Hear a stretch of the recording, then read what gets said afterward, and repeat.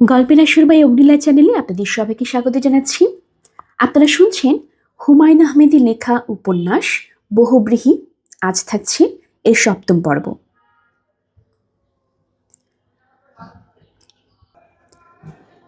খাবার ঘর প্রায় ফাঁকা। রহিমার মা টেবিলে খাবার দিচ্ছে, মিলি বসে আছে একা একা, অপেক্ষা করছে ডাক্তারের জন্যে। মনসুর খাবার ঘরে ঢোকার আগে কিছুক্ষণ অপেক্ষা করল। মিলিকে কি কথাটা বলে ফেলবে? মন্দ কি? মানসিক যাতনা ভোগ করার চেয়ে হুট করে বলে ফেললেই হয়। কখন বললে ভালো হবে? খাওয়ার আগে, খাওয়ার মাঝখানে, নাকি খাওয়া দাওয়া শেষ হবার পর? সবচেয়ে ভালো হবে চলে যাবার সময় বললে। মিনি তাকে গেট পর্যন্ত এগিয়ে দিতে আসবে, তখন সে বলবে সেই বিশেষ কথা। বলেই অপেক্ষা করবে না, লম্বা লম্বা পা ফেলে পগার পার। রাতের টেনশন কমানোর জন্য 10 মিলিগ্রাম রিল্যাক্সিন অবশ্যই খেতে হবে। তাতেও টেনশন কমবে বলে মনে হয় না। ছোট্ট নিঃশ্বাস ফেলে মনসুর খাবার ঘরে এলো। মিলি টেবিল সাজাতে ব্যস্ত, তাকে লক্ষ্য করল না। ঘরে দ্বিতীয় প্রাণী নেই। রহিমার মা পানির জগ বা অন্য কিছু আনতে গেছে, এক্ষুনি হয়তো চলে আসবে। কথাটা বলে ফেললে কেমন হয়? এই তো সুযোগ। গুছিয়ে কিছু চিন্তা করার আগে সম্পূর্ণ নিজের অজান্তে মনসুর কাঁপা কাঁপা গলায় বলল, মিলি, আমি তোমাকে ভালোবাসি। মনসুর বুঝতে পারছে মিলি বিস্মিত হয়ে তার দিকে তাকিয়েছে। মনসুর তার চোখের দৃষ্টি সম্পূর্ণ উপেক্ষা করে ছাদের দিকে তাকিয়ে বলল, অনেকদিন থেকে কথাটা বলতে চাচ্ছিলাম, বলতে পারছিলাম না, আজ বলে ফেললাম। মিলি, আমি তোমাকে ভালোবাসি। ডাক্তার সাহেব, আমি বিলু। আপনি বসুন, আমি আপনার কথা মিলিকে বলে দেব। মিলি এখানে নেই।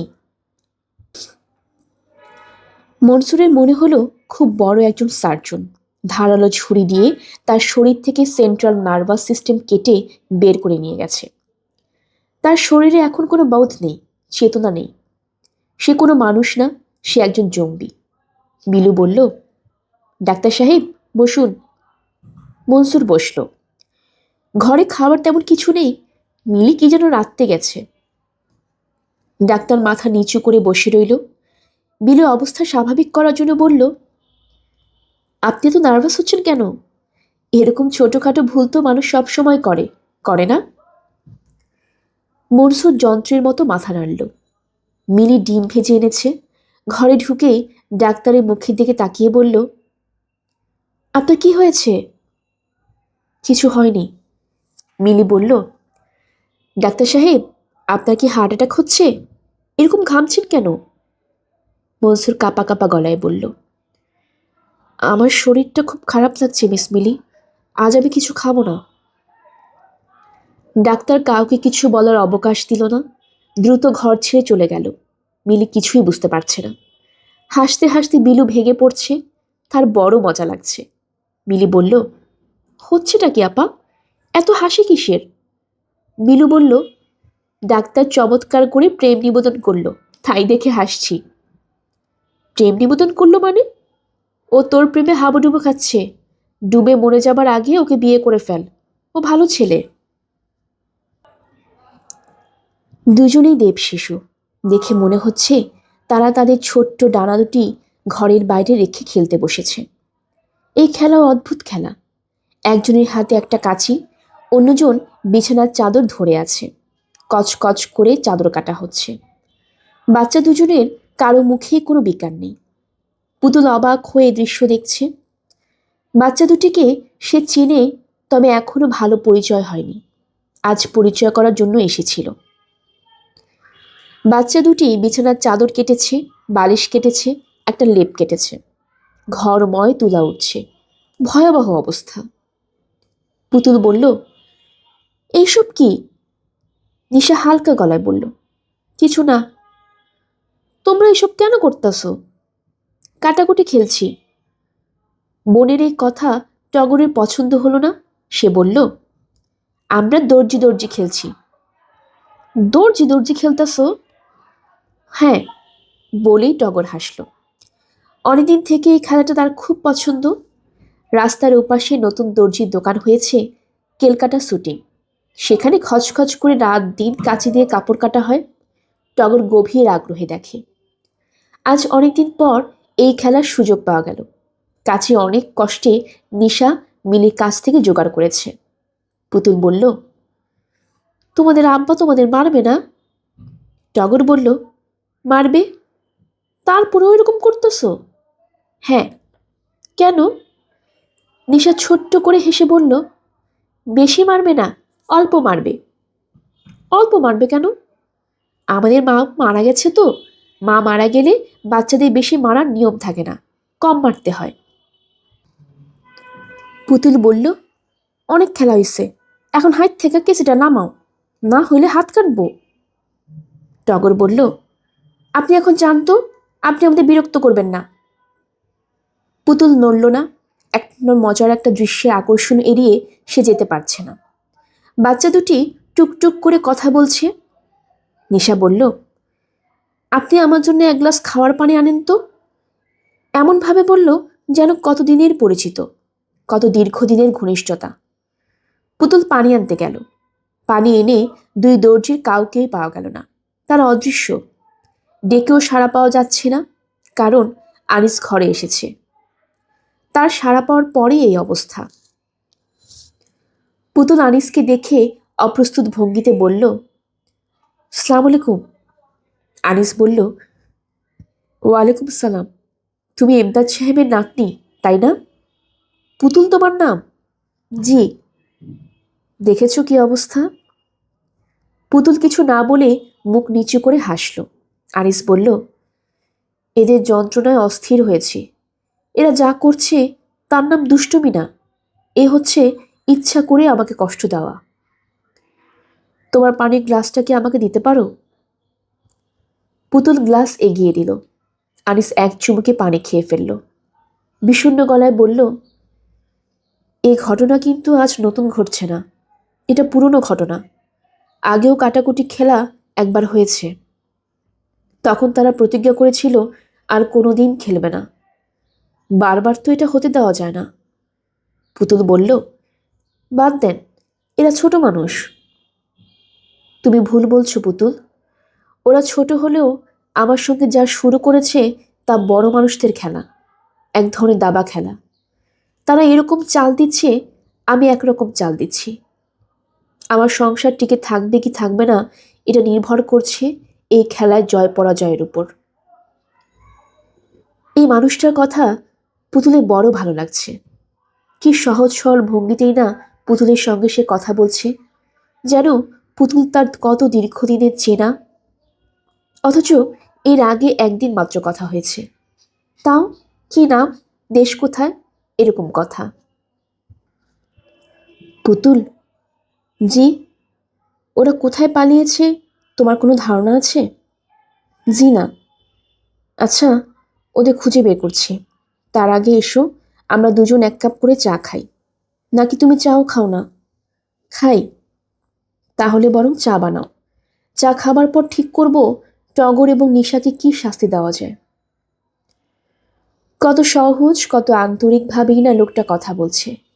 শুনতে ভালো লাগছে। মনে হচ্ছে তারা সবাই একই ছাদের নিচে দীর্ঘদিন ধরে আছে। যে ছাদের উপর ঝড় পড়েছে, কত বৃষ্টি, কত জ্যোৎস্না। চা বানানোর কেরোসিন কুকার ঘরের এক কোণেই আছে।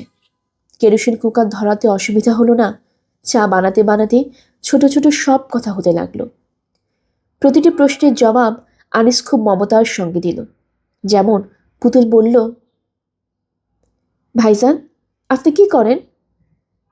আনিস হাসতে হাসতে বলল, আমি কিছুই করি না, আবার অনেক কিছুই করি। সেটা কেমন? আমি লিখি। একজন লেখককে দেখলে কখনো মনে হবে না সে বিশেষ কিছু করছে। হাতে হেলাফেলা করে ধরা একটা কাগজ, একটা কলম বা পেন্সিল। একজন শ্রমিককে বিশাল এক খণ্ড পাথর উপড়ে তুলতে কত না পরিশ্রম করতে হয়। টপ টপ করে তার মাথা বেয়ে ঘাম পড়ে। অথচ একজন লেখককে দেখবে কত অনায়াসে লিখছে। অপূর্ব সব লেখা। এইসব লেখা কি তুমি কখনো পড়েছ? পুতুলের কথা শুনতেই ভালো লাগছে। জবাব দিতে ইচ্ছে করছে না। ওদিকে মানুষটি বোধ হয় তা বুঝতে পারছে। সে বলছে, দেখো পুতুল, লেখালেখি কি অদ্ভুত জিনিস। মাত্র 4 লাইনের একটা কবিতা, মাত্র 2 লাইনে 2টি বাক্য ধরা দিতে পারে মহান কোনো বোধ, জীবনের গভীর ক্রন্দন। পুতুল চুপি চুপি বলল, একটা বলবেন? হ্যাঁ বলবো। আমি টগর ও নিশাকে প্রায় বলি, তুমি যদি আসো তুমিও শুনবে। আজ না, আজ থাক। আজ আমার মনটা খারাপ। বাচ্চা দুটি বড্ড কষ্ট দিচ্ছে। কি চাচ্ছে কিচ্ছু বুঝতে পারছি না। পুতুল, জি, তুমি কি আমাকে আরেক কাপ চা বানিয়ে খাওয়াবে? কত সামান্য কথা, অথচ পুতুল এত ভালো লাগলো। তার ইচ্ছে করছে আনন্দে একটু কাঁদে। তার কেন এত আনন্দ হলো? এই আনন্দের উৎস কোথায়? এই তো চোখ ভিজে উঠছে। কেন? চোখ ভিজে উঠল কেন? টগর ও নিশা বিলুর পিছনে পেছনে রাত 10টায় শোবার ঘরে ঢুকল এবং কোনো দিকে না তাকিয়ে বিছানায় উঠে পড়ল। মুহূর্তের মধ্যে তাদের চোখ বন্ধ, বড় বড় নিঃশ্বাস ফেলছে, যেন ঘুমিয়ে কাদা। বিলু বলল, আনিস সাহেব, দয়া করে এবারের মতো বাচ্চাদের ক্ষমা করে দিন। ওরা যা করেছে তার জন্য খুবই লজ্জিত, দুঃখিত এবং অনুতপ্ত। ভয়ে এ ঘরে আসতে চাচ্ছিল না, আমি অভয় দিয়ে নিয়ে এসেছি। আনিস বলল, থ্যাঙ্কস। ওরা আমাকে কথা দিয়েছে আর কোনোদিন এরকম করবে না। এই কথা পর্যন্তই। ওরা আবারও এরকম করবে এবং আপনার মতো অন্য কাউকে ধরে নিয়ে আসবে যাতে ক্ষমা করা হয়। কাজেই এবার ক্ষমার প্রশ্নই ওঠে না। বিলু অবাক হয়ে বলল, আমি সাথে করে নিয়ে এসেছি, তারপরেও আপনি ক্ষমা করবেন না? তারপরেও এরকম কঠিন করে কথা বলছেন? হ্যাঁ বলছি, কারণ আপনার আগে আপনার বাবা এদের একবার নিয়ে এসেছেন, আপনার মা নিয়ে এসেছেন, মিলিয়ে এনেছে। একবার কাদের এদের প্রোটেকশন দিয়ে এনেছে। বিলু কঠিন স্বরে বলল, অর্থাৎ আপনি ওদের শাস্তি দিবেন? হ্যাঁ। কি শাস্তি জানতে পারি? ওরা জানে কি শাস্তি। ওদেরকে আমি বলে রেখেছি, আবার যদি তারা কাটাকুটি খেলা খেলে তাহলে ওদের ফেলে রেখে আমি চলে যাব। আপনি ওদের ফেলে রেখে চলে যাবেন? হ্যাঁ। বেশ, চলে যান। আপনার সংসার আপনি চালাবেন, যেভাবে চললে ভালো হয় সেভাবে চালাবেন। আনিস রাত 11:10 ব্যাগ হাত বাড়িতে বের হয়ে গেল। বিলু সারাক্ষণই ভাবছিল এটা এক ধরনের ঠাট্টা, হয়তো গেট পর্যন্ত গিয়ে ফিরে আসবে। দেখা গেল ব্যাপার মোটেই ঠাট্টা না। আনিস সত্যি সত্যি চলে গেছে। এমদাদ বলল, ভাই সাহেব, এখন তাহলে উঠি? 11টার উপরে বাজে। সোমান সাহেব অবাক হয়ে বললেন, আমার লেখাটা পছন্দ হচ্ছে না? এমদাদ চোখ বড় বড় করে বলল, পছন্দ হচ্ছে না এটা ভাই সাহেব কি বললেন? জীবনের সব কথা তো স্বপ্নে আপনার লেখার মধ্যে। ক্ষুধা বিষয়টা যে আপনার লেখা পড়ার আগে জানতাম না। উপাস দিছি ঠিকই, কিন্তু ক্ষুধা বুঝি নাই, এখন বুঝলাম। সোবহান সাহেব বললেন, তাহলে কি বাকিটা পড়ব? অবশ্যই পড়বেন। 150 পৃষ্ঠার মতো লেখা হয়েছে। আমি ভাবছি আরো 102 পৃষ্ঠা লিখে ফেলব। মোটামুটি 350 পৃষ্ঠার একটা কাজ। ভাই সাহেব, টেনে টুনে এটা 500 করেন। একটা কাজ যখন হইতেছে ভালো করেই হোক। পড়তে শুরু করি তাহলে। আলহামদুলিল্লাহ। এমদাদ দীর্ঘ নিঃশ্বাস গোপন করে চেয়ারে পা তুলে বসল। গত 2 ঘন্টা যাবৎ এই জিনিস শুনতে হচ্ছে। এখন মাথা ঘুরছে ভন ভন করে, অথচ বলতে হচ্ছে অসাধারণ। এর নাম কপাল। এমদাদ সাহেব, জি? আপনি যদি কোনো পয়েন্টে আমার সঙ্গে ডিফার করেন তাহলে দয়া করে বলবেন। সংকোচ করবেন না, আমি নোট রাখবো, কারণ বইটা অনেকবার রিরাইট করতে হবে। শুরু করি তাহলে? জি আচ্ছা। সোবহান সাহেব শুরু করলেন, আমি ক্ষুধা সম্পর্কে প্রচুর উক্তি সংগ্রহ করিয়াছি। আগে জানতে চাহিয়াছি অন্যে ক্ষুধা প্রসঙ্গে কি ভাবিয়াছেন। তাহাদের ভাবনা আপাতত অত্যন্ত মন করা হইলেও আমার কাছে কেন জানি ভ্রান্ত বলিয়া প্রতীয়মান হইতেছে। ক্ষুধা নিয়া বড় বড় মানুষ রঙ্গরসিকতা করিয়াছেন, মূল ধরতে পারেন নাই। যেমন ফ্রাঙ্কলিন বলিয়াছেন, না খেয়ে মানুষকে মরতে দেখেছি খুবই কম, অতিরিক্ত খেয়ে মরতে দেখেছি অনেককে। ইহাকে আমি রসিকতা ছাড়া আর কি বলিব? উইল রজার বলিয়াছেন, ক্ষুধার্তরা তীক্ষ্ণ তলোয়ারের চেয়েও ধারালো। ইহাও কি একটি সুন্দর মিথ্যা নয়? ক্ষুধার্তরা তীক্ষ্ণ তলোয়ারের মতো ধারালো হইলে দেশে বিপ্লব হইয়া যাইত, তাহা হয় নাই। এমদাদ সাহেব কি ঘুমিয়ে পড়লেন নাকি? জি না, এই চোখ বন্ধ করে আসি। গুরুত্বপূর্ণ বিষয়, চোখটা বন্ধ থাকলে শুনতে ভালো লাগে। ঠিক বলছেন। আমি যা বলতে চাচ্ছি তা হচ্ছে, ক্ষুধা সম্পর্কে পাশ্চাত্যের মানুষদের ধ্যান ধারণা চিন্তাভাবনা সঠিক ছিল না। ক্ষুধার ভয়াবহ রূপ তারা ধরতে পারেননি। তবে সবাই যে পারেন তাই না। যারা নিজেরা ক্ষুধার্ত থেকেছেন, অভুক্ত থেকেছেন, তারা পেরেছেন। যেমন ইংল্যান্ডের চার্লস ডিকেন্স এবং রাশিয়ার ম্যাক্সিম গর্কি। হ্যাঙ্গার বা ক্ষুধা নামক একটা বিখ্যাত গ্রন্থ আছে নুট হামসনের লেখা। সেই বইটিতেও ক্ষুধার ভয়াবহ বর্ণনা আছে, যদিও সে বর্ণনা আমার কাছে যথাযথ মনে হয়নি। এমদাদ সাহেব ঘুমিয়ে পড়লেন নাকি? জি না, মনে হচ্ছিল নাক ডাকের মতো শব্দ হচ্ছে। জনাব, এইটা হইল আমার অভ্যাস। খুব চিন্তাযুক্ত হইয়া যদি কিছু শুনি, তখন এইরকম শব্দ হয়। আজ না হয় থাক, অন্য আরেকদিন পড়ব। এমদাদ উঠতে উঠতে বলল, এইসব আসলে আমাদের শুনে কোনো লাভ নাই। আমরা আসি বা কয়দিন? এইসব শোনা দরকার অল্প বয়স্ক পুলাবানদের, যেমন ধরেন এই বাড়ির ফরিদ, তারপর ধরেন ডাক্তার। সোবহান সাহেব উৎসাহিত হয়ে বললেন, কথাটা ভুল বলেননি। ডাক্তার অনেকদিন আসছেও না। আচ্ছা দেখি, কাল খবর পাঠাবো। এমদাদ হাঁপ ছেড়ে উঠে বাট্রালো। ঘন্টার পর ঘন্টা ক্ষুধা বিষয়ে পড়াচ্ছে, ক্ষুধা ছটফট করতে করতে মরে যাওয়া ভালো। ভাই সাহেব, তাহলে যাই। সালাম আলাইকুম। ওয়ালাইকুম আসসালাম। কাল দুপুর থেকে বসে যাব, বাকিটা একটানে পড়ব, কেমন? এমদাদ শুকনো গলায় বললেন, জি আচ্ছা। রাতে মশারি ফেলতে এসে মিলি বলল, বাবা, আনিস সাহেব যে পালিয়ে গেছেন সে খবরটা কি শুনেছ? সোবহান সাহেব অবাক হয়ে বললেন, পালিয়ে গেছে মানে? বাচ্চা দুটিকে রেখে বাড়ি ছেড়ে উধাও হয়েছেন। কারণটা কি? বাচ্চারা তার কথা শুনে না। তিনি বাচ্চা দুটিকে শিক্ষা দিতে চান। ওরা কান্নাকাটি করছে না? না, ওরা সুখেই আছে। বিলু আপার সঙ্গে শুয়েছে। বিলু আপা ক্রমাগত কবিতা আবৃত্তি করছে, ওরা শুনছে। এত রাত হয়েছে, অথচ ঘুমাবার কোনো লক্ষণ নেই। বাচ্চা দুটি তাহলে ব্যাপারটা সহজভাবে নিয়েছে। হ্যাঁ, এবং মনে হচ্ছে এই নাটকীয় ঘটনায় তারা বেশ আনন্দিত। সোবহান সাহেব অতিরিক্ত গম্ভীর হয়ে পড়লেন।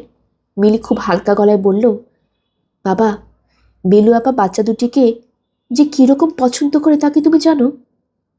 না, জানি না। অতিরিক্ত রকমের পছন্দ। এর ফল ভালো নাও হতে পারে বাবা। ফল ভালো হবে না কেন? সব কিছু আমি তোমাকে গুছিয়ে বলতে পারবো না, আমার লজ্জা লাগবে। শুধু এইটুকু বলি, ছোট মেয়েটি বিলু আপাকে আড়ালে ডাকে আব্বে। তাতে অসুবিধা কি? আমরা তো অনেকেই আব্বা ডাকি। তা ডাকি, তবে আড়ালে ডাকি না। এই মেয়েটা ডাকছে আড়ালে। ও, এই নাও বাবা, তোমার রিল্যাক্সে, খেয়ে ঘুমাও। বিলুকে একটু ডেকে আনতো, কথা বলি। আজ থাক বাবা, আজ বিলু আপা ওদের কবিতা শোনাচ্ছে। মিলি। জি। ওই ডাক্তার অনেকদিন আসছে না, ব্যাপারটা কি? মিলি ঈষৎ লাল হয়ে বলল, আমি জানি না কেন আসছে না। ওকে খবর পাঠাস তো। মিলু আরও লাল হয়ে বলল, খবর পাঠাতে হবে না, ও এমনিতেই আসবে। সোবহান সাহেব হঠাৎ অত্যন্ত অপ্রাসঙ্গিকভাবে বললেন, ডাক্তার ছেলেটা ভালো। মিলি থমথমে গলায় বলল, বারবার তার প্রসঙ্গ আসছে কেন বাবা? ওকে ক্ষুধা বিষয়ক রচনাটা পড়ে শোনাতে চাই, খবর দিবি তো? আচ্ছা, দেব। গোপনে গোপনে আম্মি ডাকছে, এটাও চিন্তার বিষয়। তোমাকে এত চিন্তা করতে হবে না। তোর মা এখন আমার সঙ্গে ঘুমোচ্ছে না, আলাদা ঘুমোচ্ছে। এই বিষয়টা কি বলতো? জানি না বাবা, এটা তোমাদের ব্যাপার, তোমরা ফয়সলা করবে। আমি এখন যাচ্ছি। আর কিচ্ছু তোমার লাগবে? না। খাওয়ার পানি দিয়েছিস? হ্যাঁ। যাবার আগে ক্ষুধা সম্পর্কে লাস্ট যে পাতাটা লিখলাম সেটা কি পড়বো? শুনবি? রক্ষা করো বাবা, ক্ষুধা সম্পর্কে জানার আমার কোনো আগ্রহ নেই। তুমি জেনেছো, এই তো যথেষ্ট। একটা ফ্যামিলি থেকে একজন জানাই কি অনেক জানা না? ফ্যামিলির সব মেম্বারদের জানতে হবে? হ্যাঁ হবে। আমি এই জিনিসটা তোর মাকে বুঝাতে পারি না। বাবা, তুমি ঘুমাও তো। টগর এবং নিশা জেগে আছে বিলু। সে পড়ছে দেবতার গ্রাস। খুব সহজ কোনো কবিতা না, কিন্তু টগর এবং নিশা মুগ্ধ হয়ে শুনছে। টগরের চোখে জল, একটু পরপর তার ঠোঁট কেঁপে উঠছে। বিলু অবাক হয়েছে, একটা বাচ্চা ছেলের মধ্যে এত আবেগ। আশ্চর্য তো। রাখাল যাইবের সাথে স্থির হলো কথা। অন্নদা লোকের মুখে শুনি সে বারতা। ছুটে আসি বলে, বাছা, কোথা যাবি ওরে? রাখাল কহিল হাসি, চলিল সাগরে, আবার ফিরিব মাসি, পাগলের প্রায়। অন্নদা কহিল ডাকি, ঠাকুর মশাই। বড় যে দুরন্ত ছেলে রাখাল আমার, কে তাহারে সামলাবি? জন্ম হতে তার মাসি ছাড়া বেশিক্ষণ থাকিনি কোথাও। পড়া এইটুকু আসতেই টগর বিলুকে হতভম্ব করে তাকে জড়িয়ে ধরে ফুপিয়ে কাঁদতে লাগল। নিশাও ঘন ঘন চোখ মুছছে। বিস্মিত বিলু বলল, এরকম কাঁদার তো কিছু হয়নি। কাঁদছো কেন টগর? টগর কিছু বলল না। নিশা বলল, টগর এমন করে কাঁদছে কারণ আমাদের আম্মু এই কবিতা আমাদের শোনাতো। আম্মু বই পড়ে বলতো না, পুরোটা মুখস্থ বলতো। বিলু বলল, এটা ছাড়া আর কোনো কবিতা তিনি বলতেন? সামান্য ক্ষতি কবিতাটাও বলতেন। ওইটাও অবশ্য খুব সুন্দর। টগর লজ্জা লজ্জা গলায় বলল, এই কবিতাটা আম্মু বলতো নেচে নেচে। বিলু অবাক হয়ে বলল, নেচে নেচে মানে? হাত পা দুলিয়ে নাচতো, নেচে নেচে বলতো। বাহ, চমৎকার তো। তোমাদের তো দেখছি অদ্ভুত একটা মা ছিল। হ্যাঁ ছিল। সে রাতে বাকি কবিতাটা আর পড়া হলো না। রাস্তায় রাস্তায় হাঁটছি আনিস। খারাপ লাগছে না, ভালোই লাগছে। বিয়ের আগে এইভাবে হেঁটে হেঁটে কত রাত সে পার করে দিয়েছে। রাতের ঢাকায় কত কি দেখার আছে। রূপহীনা কিছু তরুণী কেমন মাছের মতো চোখে তাকায় চলমান পুরুষের দিকে। যদি কেউ তাকে পছন্দ করে, যদি কেউ এগিয়ে আসে, অর্থ দিয়ে অল্প কিছু আনন্দ যদি কিনে নিতে চায়। সৃষ্টির কোনো এক লগ্নে বিধাতার শরীর দিয়ে মানব এবং মানবী পাঠিয়েছিলেন। সেই শরীরে বপন করেছেন ব্যাখ্যাতীত ভালোবাসা। সেই ভালোবাসার একটি কদর্য অংশ টাকায় কেনা যায়। আনিস দীর্ঘ নিঃশ্বাস ফেলল। কেমন অকাতরে মানুষজন ঘুমোচ্ছে। কেউ কেউ জেগে উঠে বিড়ি ধরিয়ে পাশে মানুষের সঙ্গে গল্প করছে। এদের দেখে মনে হচ্ছে এরা কত না সুখী। আনন্দিত হবার অসাধারণ ক্ষমতা এই মানুষের। আকাশে এক ফালি চাঁদ দেখলে এরা খুশি হয়। একটি অবোধ শিশুকে হেসে ফেলতে দেখলে এরা খুশি হয়। আম গাছ যখন নতুন পাতা ছাড়ে তখন তাই দেখেও আনন্দে অভিভূত হয়। মানুষ প্রকৃতির এত চমৎকার একটি সৃষ্টি, প্রকৃতি তবু নানান শিকলে তাকে বাঁধলেন। ক্ষুধার শিকল, তৃষ্ণার শিকল। প্রকৃতি নিশ্চয়ই তার প্রয়োজনীয়তা বোধ করেছিলেন।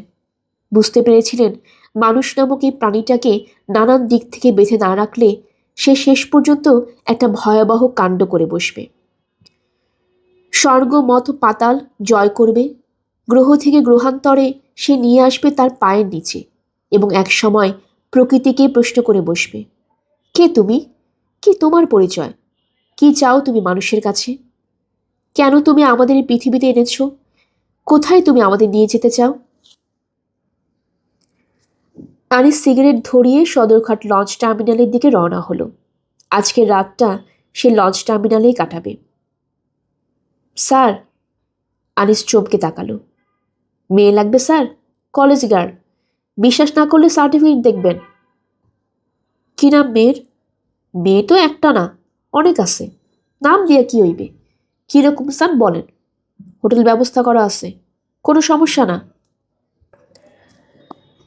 আনিস হাসি মুখে বলল, এমন কোনো মেয়ে যদি আপনার সন্ধানে থাকে যার নাম রাত্রি, তাহলে যেতে পারি। আমার স্ত্রীর ভালো নাম রেশমা, ডাক নাম রাত্রি। এই নামের কাউকে পাওয়া গেলে খানিকক্ষণ গল্প করতাম। লোকটি বিরক্ত চোখে তাকিয়ে থেকে চলে গেল। রাতের ঢাকায় হেঁটে বেড়ানোর এই হচ্ছে এক সমস্যা। কিছুক্ষণ পর পর দালালদের হাতে পড়তে হয়। আনিসের মাথায় চট করে কবিতার একটা লাইন চলে এলো, কিছু ভালোবাসা কিনিব অল্প দামে। কষ্টের ব্যাপার হচ্ছে প্রথম লাইনটি শুধু এসেছে, দ্বিতীয় লাইনটি আর আসবে না। প্রকৃতি মানুষের সঙ্গে রসিকতা করতে বড্ড পছন্দ করে। একটি অসাধারণ লাইন পাঠায়, দ্বিতীয় লাইনটা আর পাঠায় না। দিনের পর দিন, রাতের পর রাত দ্বিতীয় লাইনটার জন্য অপেক্ষা করতে হয়, যা আর আসে না। আচ্ছা, রাত্রির মতো দ্বিতীয় কোনো তরুণী কি আসবে তার জীবনে, যে গভীর রাতে হঠাৎ অকারণ পুলকে মাথার লম্বা চুল খোপা করে অদ্ভুত ভঙ্গিতে সাজবে, বাতি নিভিয়ে মোমবাতি জ্বালিয়ে মোদির গলায় বলবে, এখন আমি নাচব, তুমি বসে বসে দেখবে।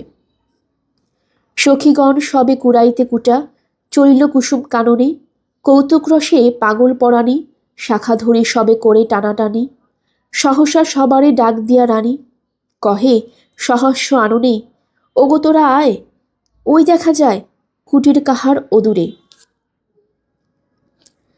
না, রাত্রির মতো মেয়েরা বারবার আসে না, এদের হঠাৎ হঠাৎ পাওয়া যায়।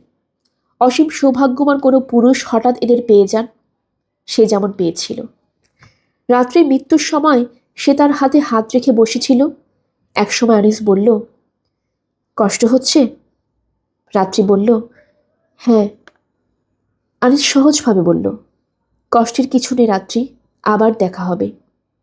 রাত্রি চোখের পানি মুছে বলল, এই কথাটা ভুল, আর দেখা হবে না, যা দেখার এই বেলা দেখে নাও। পরকাল আছে কিনা এটা নিয়ে আনিস মাথা ঘামায় না, তবে আর কোনোদিন দেখা হবে না এ কথা আনিস গ্রহণ করেনি। দেখা হয়েছে, রাত্রির সঙ্গে অনেকবার দেখা হয়েছে। অন্য একটি মেয়ে হঠাৎ হয়তো অবিকল রাত্রির মতো করে হাসলো, আবার দেখা হলো রাত্রির সঙ্গে। বিটের দুজন পুলিশ আনিসকে থামালো। আপনি কে? আমার নাম আনিস। যান কোথায়? আনিস চুপ করে রইল। বিটের পুলিশ বিরক্ত হয়ে তাকাচ্ছে। রাতের শহরে বিটের পুলিশটাও বড় বিরক্ত করে। কথা বলেন না কেন? যান কোথায়? কোথাও যাই না, হাঁটি। দেখি আপনার ঝুলির মধ্যে কি আছে। ঝুলির মধ্যে তেমন কিছু পাওয়া গেল না। স্কট মমানের লেখা একটি উপন্যাস, হাউস মেড অফ ডাউন, আনিসের জন্মদিনে রাত্রি উপহার দিয়েছিল। গোটা গোটা হরফে লেখা, আনিস তুমি এত ভালো কেন? আনিস বিটের পুলিশের দিকে তাকিয়ে বলল, এই বইটি আমার স্ত্রী আমার জন্মদিনে আমাকে উপহার দিয়েছেন। এইখানে আমার প্রসঙ্গে লেখা আছে, আপনি পড়ে দেখতে পারেন। আমার স্ত্রীর ধারণা আমি পৃথিবীর শ্রেষ্ঠতম মানুষ। মেয়েরা অবশ্য সবসময় একটু বাড়িয়ে কথা বলে, তবু। পুলিশ আনিসকে ঘাটালো না, এগিয়ে গেল। এরকম নিশি পাগলের সঙ্গে তাদের সব সময় দেখা হয়, এদের দিয়ে মাথা ঘামালে তাদের চলে না।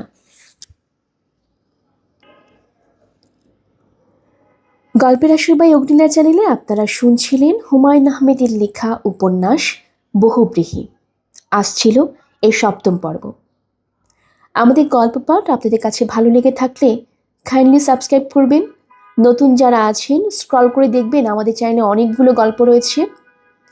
আশা করি আপনাদের সবার কাছে সেটি ভালো লাগবে। সবাই ভালো থাকবেন, ধন্যবাদ।